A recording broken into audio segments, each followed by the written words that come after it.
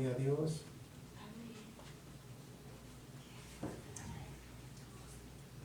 Al consejo de la palabra de Dios. Como dijo nuestra hermana, porque no solo de pan vivirá el hombre, sino de toda palabra que sale de la boca de Dios. Y es mucho más valiosa y más efectiva esta fuente de alimento que la que tomamos hace rato tal vez. Amén. Gloria a Dios. Los invito para que abran el libro de Eclesiastés capítulo 3. Hermanos, vamos Amén. a ir a Eclesiastés nuevamente, capítulo 3. Estamos viendo los tiempos de la vida. Amén. Gloria a Dios. Eclesiastés 3:3. Yo lo voy a leer en voz alta y ustedes me siguen con su vista. Amén. Tiempo de matar y tiempo de curar. Tiempo de destruir y tiempo de edificar. Amén. Tomen su asiento y Dios les pague la reverencia a la palabra de Dios, hermanos. La primera mitad del versículo la concluimos en la predicación del domingo pasado. Hoy vamos a continuar con la segunda mitad, que es la que está escrita ahí a mis espaldas: tiempo de destruir y tiempo de edificar. Nuevamente el predicador nos está hablando de dos tiempos completamente opuestos. En la gramática española a estos términos se les llama antónimos. También se les puede llamar antitéticos. Por cierto, allá en Proverbios hay una sección de unos capítulos que se dice Proverbios antitéticos. Y si ustedes mañana o pasado leen esos proverbios, se van a dar cuenta de que hay expresiones completamente contrarias. A eso se refiere los términos antónimos, que son opuestos: destruir y edificar. Vamos a empezar por el primero de los tiempos, pero antes de hacerlo quiero llamar la atención de ustedes para que no se nos pase ver y captar de que el orden de estos tiempos no está de acuerdo a la lógica, ya que si se va a destruir algo, primero tiene que estar edificado. Pero aquí Eclesiastés pone primero el tiempo de destruir y después el de edificar. Entonces esto debe llamarnos la atención para ver de que no se trata regularmente de algo, un mensaje literal. Sigue habiendo aquí mensaje espiritual. Gloria a Dios. Y vamos a tratar de entender el por qué es que está primero el tiempo de destruir. Literalmente, el verbo destruir puede significar más de una cosa. Puede significar demoler, puede significar también reducir a la nada algo,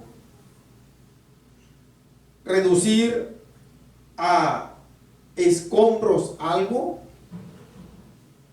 e inclusive puede significar hacer que algo desaparezca completamente. Esto es lo que nosotros podemos con toda confianza atribuirle al significado de este verbo destruir. Pero, ¿por qué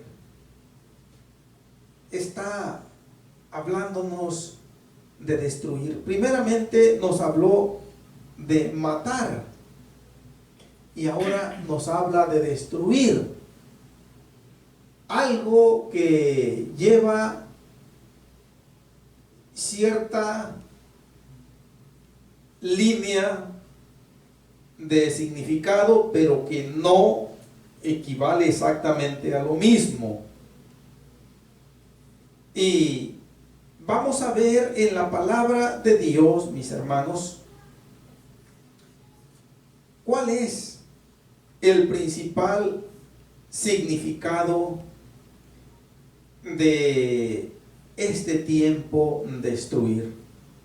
Hago la aclaración de que también comprende el significado literal, pero como siempre no es ese el mensaje preponderante que el escritor bíblico pretende al señalar este tiempo de destruir antes de edificar. Vamos a Isaías capítulo 10.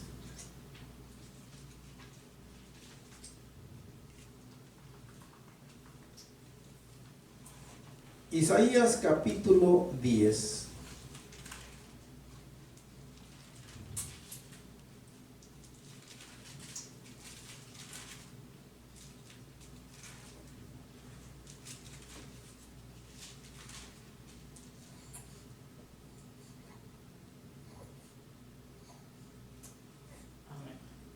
Si ya tienen el capítulo 10 de Isaías, acompáñenme al versículo 22 solamente. Porque si tu pueblo, oh Israel, fuere como las arenas del mar, el remanente de él volverá. La destrucción acordada rebosará justicia. Quiero, hermanos, explicar el porqué de esta profecía que está dando aquí el Señor a través de el profeta Isaías en relación a su pueblo Israel, ya que aquí se menciona con toda claridad Israel. Por la palabra de Dios nosotros sabemos que el Señor entregó una y otra vez al pueblo de Israel para que fuera conquistado, que fuera dominado, que fuera vencido, que fuera llevado cautivo fuera de las fronteras de Israel a naciones extranjeras. Y allá estuvo el pueblo prisionero, esclavizado, a merced de sus conquistadores, que fueron varias naciones. Aquí está hablando de una manera muy particular de el reino asirio. Y hay algo que para la mente que pues no está relacionada con la manera en que el Señor obra, y de una manera muy especial como obraba el Señor en el Antiguo Testamento. Por cierto que para muchas personas es causa de tropiezo que el Señor Por ejemplo, en varias ocasiones le ordenó a algunos de los reyes que reinaron sobre Israel, le ordenó a algunos de sus profetas,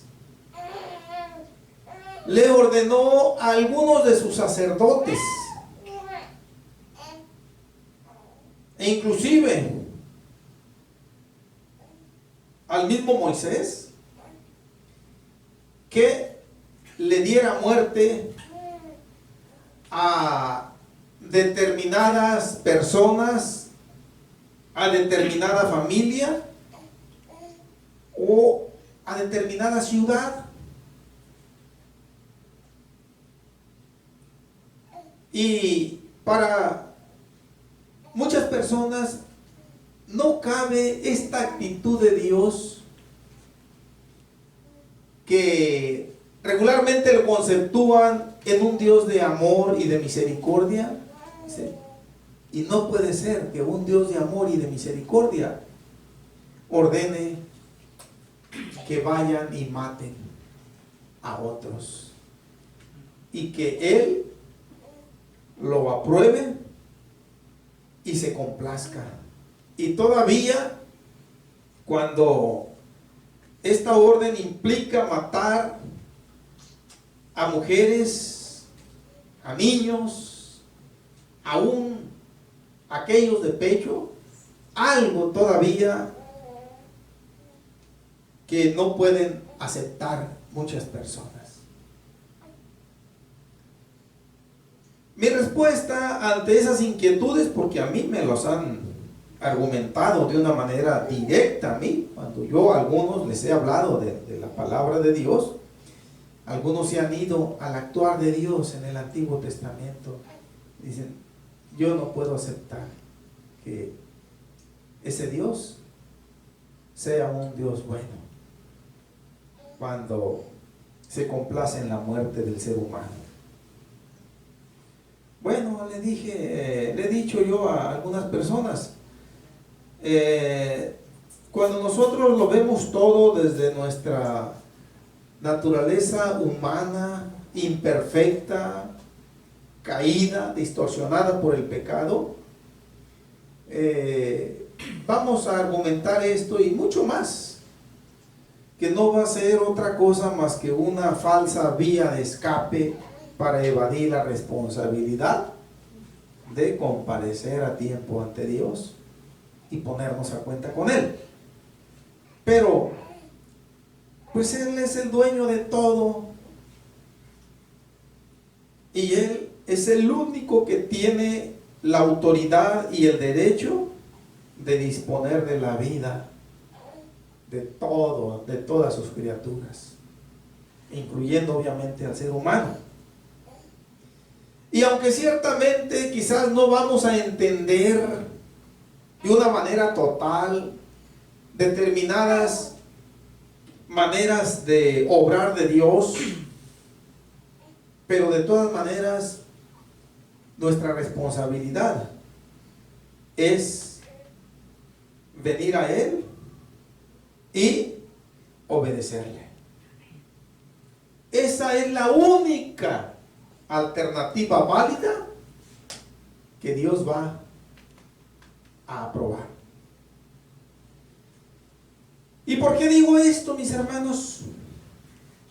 Si nosotros leemos versículos atrás, vamos a decir del versículo 5 en adelante, vamos a enterarnos de que Dios mismo, en este caso particular, dice que tomó al rey de Asiria con sus príncipes y con su ejército y lo trajo a su pueblo Israel para que destruyera todo y que se llevara cautivos aquellos que no fueran muertos. Y así sucedió.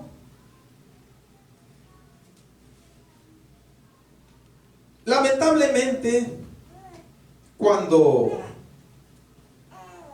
los gobiernos, las autoridades, no se preocupan por buscar a ese Dios todopoderoso y dejarse guiar por sus requerimientos,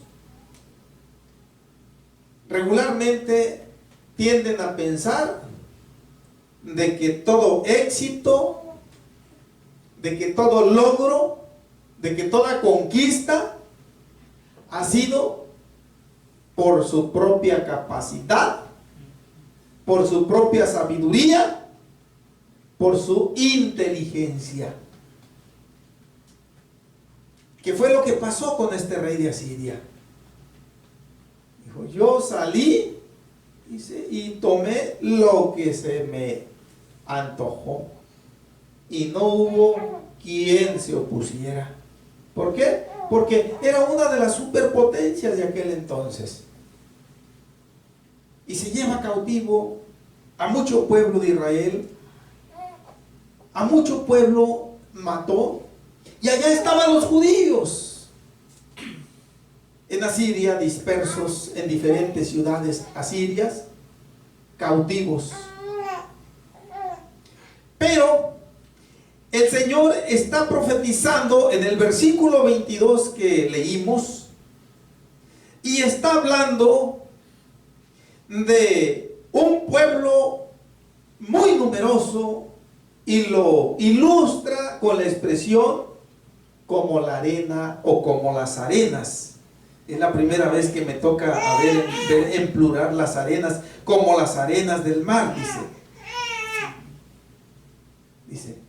Pero de esa grande cantidad de judíos, dice, no todos han obedecido mi palabra. Dice, han sido pocos. Y los señala aquí y los nombra con la palabra remanente. Dice, el remanente de él, o sea, de Israel, de ese pueblo tan numeroso como las arenas del mar, solamente el remanente volverá. Dice, ¿y qué viene siendo el remanente? ¿O qué es un remanente? Un remanente es cierta cantidad que viene a ser lo que es la utilidad o lo que se ganó. El remanente de los gobiernos es toda su riqueza que tienen, todo su capital con que cuentan, después de que han saldado toda deuda. Dice, y me quedó esto. Ese es el remanente. Cuando nosotros agarramos el cheque, yo creo que nos da algo de gusto, pero de pronto tenemos que pagar la renta, tenemos que pagar el carro, tenemos que pagar la aseguranza, tenemos que pagarle a la pillenía, a la ciudad, etcétera, y se viene bajando el cheque poco a poco hasta que nos queda una cantidad, determinada cantidad, ¿ah? A unos más, a otros menos. Pues eso es el remanente, eso que queda, eso que ya es nuestro, que ya está libre. Ese es el remanente.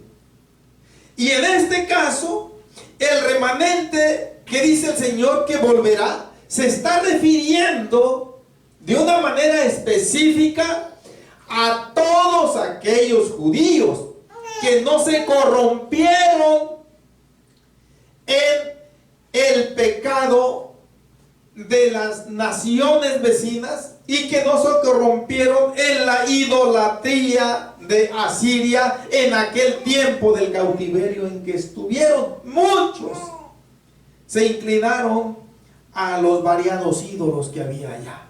pero hubo un remanente, hubo una cantidad pequeña de judíos que se guardó en el Señor, que no le atribuyó despropósito a él por el hecho de ser llevados cautivos. Al contrario,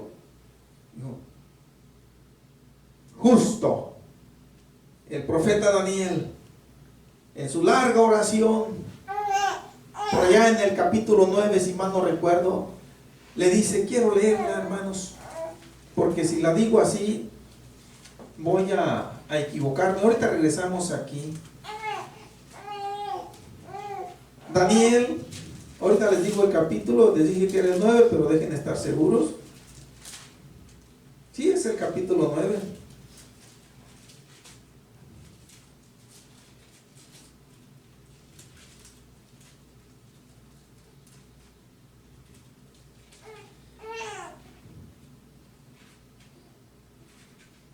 Por cierto que cuando Daniel hace esta oración, están en cautiverio una vez más.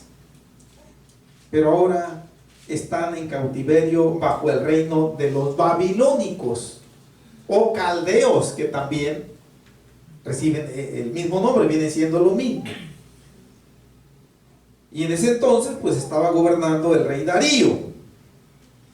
Y notemos cómo el profeta Daniel se dirige al Señor sin ningún reproche, sino asumiendo esa responsabilidad que él, aunque él no tenía responsabilidad, pero él se cuenta con aquellos que pecaron, por lo cual vino el Señor a traer toda esta destrucción. Versículo 4 en adelante de Daniel 9.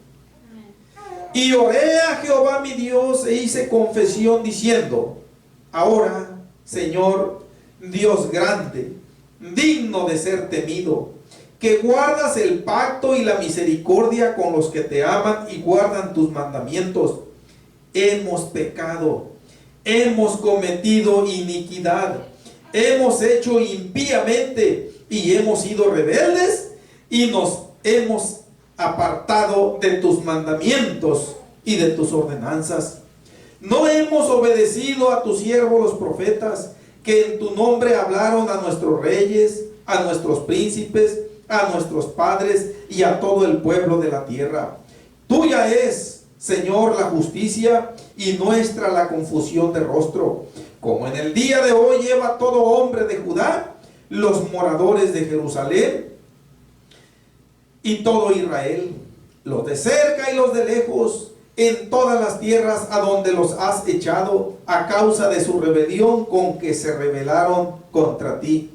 Oh Jehová, nuestra es la confusión de rostro, de nuestros reyes, de nuestros príncipes y de nuestros padres, porque contra ti pecamos. Nos brincamos al versículo 10. Y no obedecimos a la voz de Jehová nuestro Dios para andar en sus leyes que Él puso delante de nosotros por medio de sus siervos los profetas. Todo Israel traspasó tu ley, apartándose para no obedecer tu voz, por lo cual ha venido sobre nosotros la maldición y el juramento que está escrito en la ley de Moisés, siervo de Dios, porque contra Él pecamos.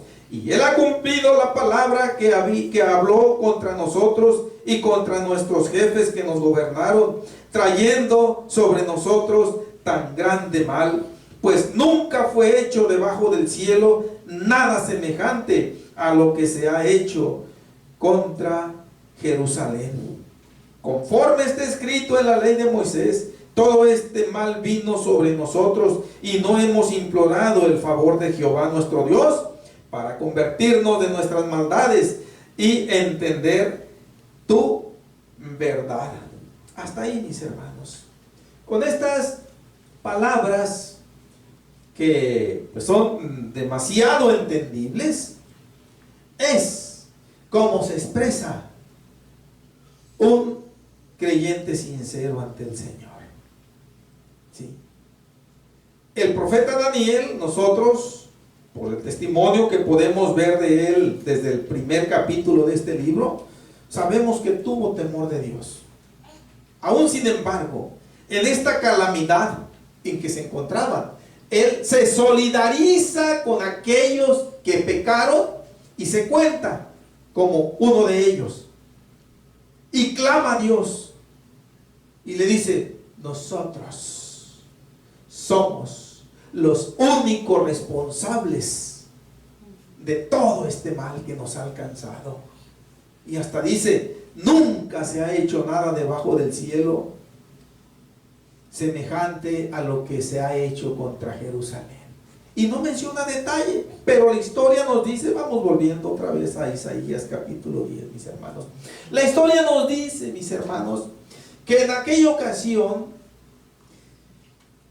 cuando el rey Nabucodonosor, que en el segundo libro de Reyes y de Crónicas, en los últimos capítulos nos relata que acampó contra Jerusalén y la sitió, y pues no habla de detalles, pero ahí, cuando por fin empezaron a derribar los muros con aquellas máquinas, con aquella maquinaria rudimentaria que había en aquel entonces, de los arietes, de las torres,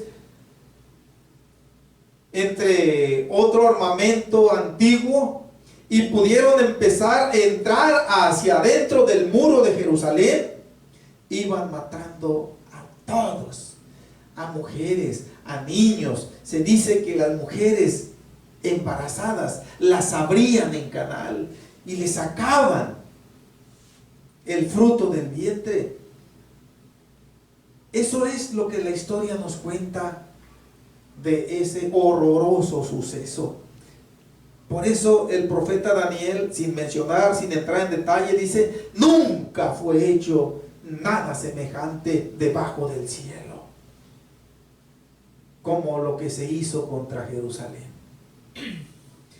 Y les dije que volviéramos, hermanos, a Isaías 10. Bien, aquí en el capítulo 10, versículo 22, vamos al énfasis del tiempo que estamos viendo, que es el tiempo de destruir.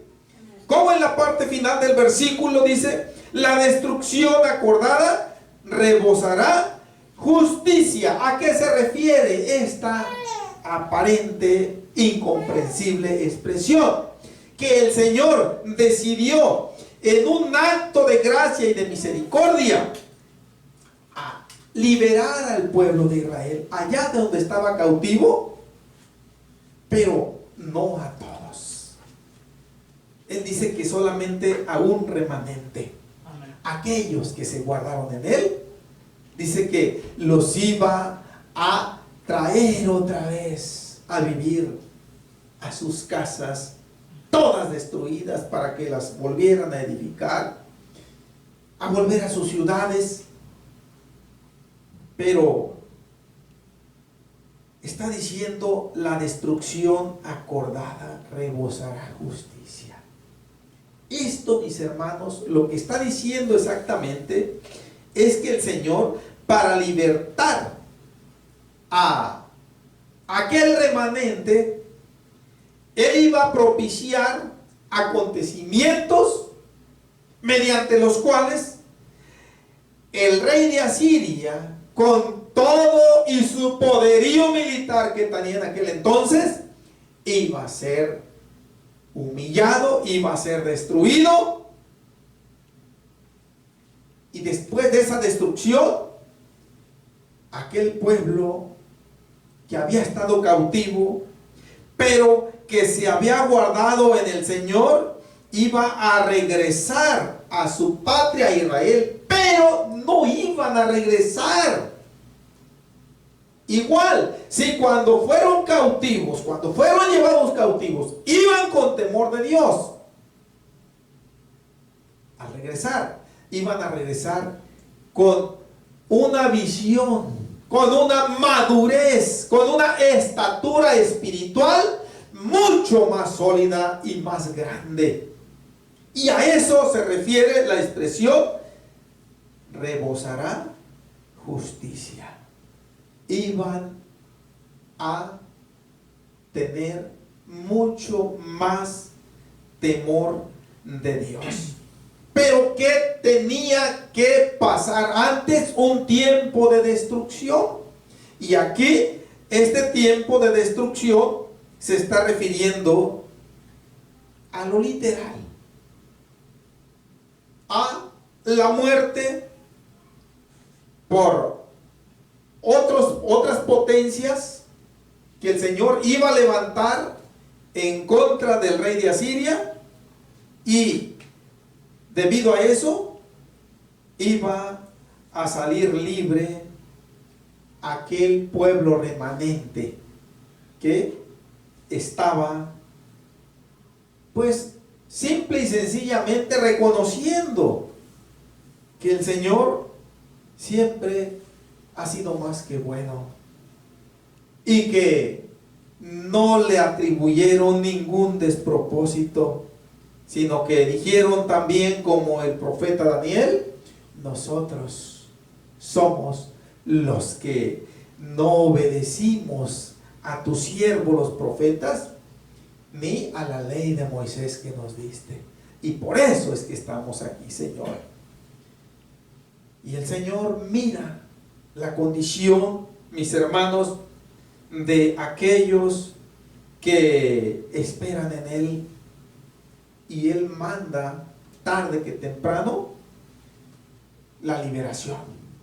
Pero antes de la liberación, el Señor destruye a aquellos opresores, en este caso particular, que tenían cautivo a su pueblo. Gloria a Dios. Tiempo de destrucción.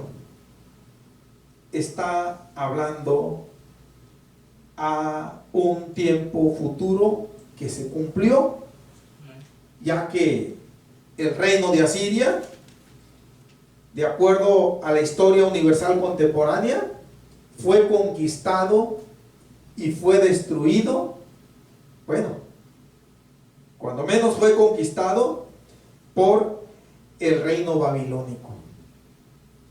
Cronológicamente después, con el paso del tiempo, a su vez el reino babilónico fue conquistado por el reino medo-persa.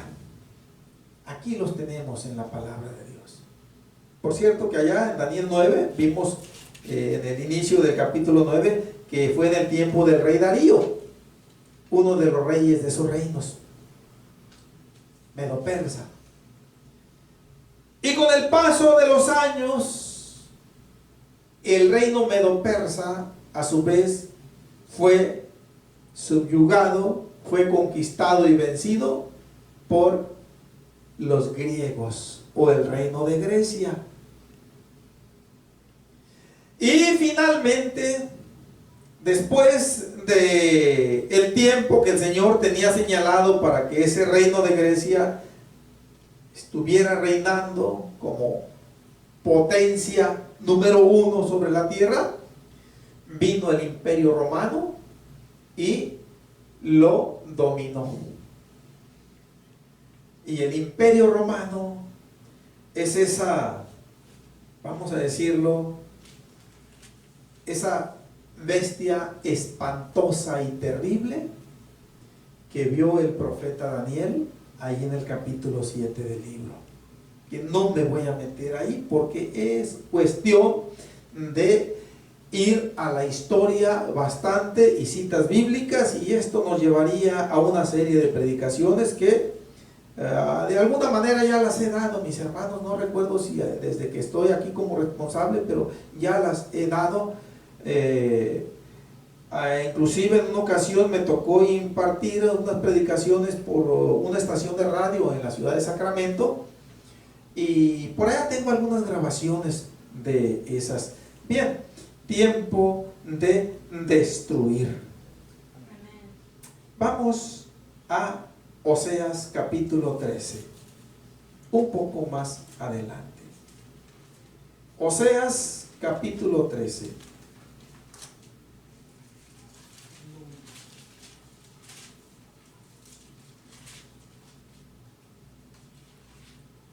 No hace mucho que mirábamos Oseas 6:1, ahora vamos al capítulo 13 de Oseas.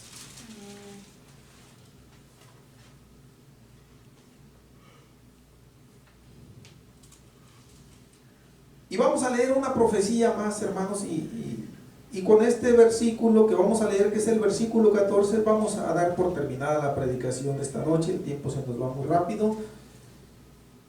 Y vamos a continuar viendo, si el Señor lo concede así, este mismo tiempo de destrucción. Dice así, Oseas 13:14. De la mano del Seol los redimiré, los libraré de la muerte. Oh muerte, yo seré tu muerte, y seré tu destrucción, oh Seol. La compasión será escondida de mi vista. Una profecía a tiempo futuro y que todavía no se cumple. Está todavía dentro de aquellas profecías que no se han cumplido. Pero el Señor se está refiriendo aquí también a su pueblo Israel. El pueblo de Israel, una vez más, ofendiendo, una vez más, desafiando al Señor con los ídolos de las naciones vecinas, y el Señor los entrega a cautiverio, y pues de alguna manera se refiere a Israel como un hijo no sabio. Dice ahí el versículo 13, es el versículo que precede. Dice, es un hijo no sabio. ¿Por qué el Señor dice que es un hijo que no es sabio? Dice, porque no ha querido nacer. Dice, está como aquel hijo, y lo pone aquí ilustrativamente como aquel parto que ya le llegó su hora de alumbrar, pero que la criatura se resiste a salir de ahí de adentro, dice. Y el Señor le reprocha y le dice, porque ya hace tiempo que no debiera detenerse al punto mismo de nacer. Está ahí. Con estas palabras el Señor, dentro de otras muchas cosas que pueden estar aquí implícitas, está diciendo que Israel no ha madurado, que Israel no ha querido reconocer su responsabilidad y cumplirla fielmente, emparejándose a caminar en los estatutos de Dios. A eso se refiere. Son palabras de reproche. Y en esa condición, Israel, como tipo y figura de la iglesia de este tiempo de la gracia, está recibiendo de parte de Dios, a pesar de tanta desobediencia. Y esto creo que nos llega a nosotros también, mis hermanos, porque a pesar de tanta desobediencia, esta profecía también viene para nosotros. ¿Qué dice el Señor? De la mano del Seol lo redimiré, lo libraré de la muerte. Oh muerte, yo seré tu muerte y seré tu destrucción, oh Seol, oh sepulcro también. Pero las dos expresiones están destinadas a ser destruidas por Dios mismo, por el Señor mismo. Tanto la muerte como por el Seol, el sepulcro o el infierno, que todo esto quiere decir aquí, dice que el mismo Señor. va a hacer su destrucción. Ahora, ¿cuándo va a suceder esto? Vamos a verlo en la próxima predicación, porque nos va a llevar algún tiempo. Pero de paso, mis hermanos, quiero concluir con la expresión final del versículo. La compasión será escondida de mi vista. Una expresión que tal vez suena un poco incoherente con lo que se está diciendo aquí, porque está diciendo que los va a redimir, quiere decir que los va a salvar, a librar de la muerte.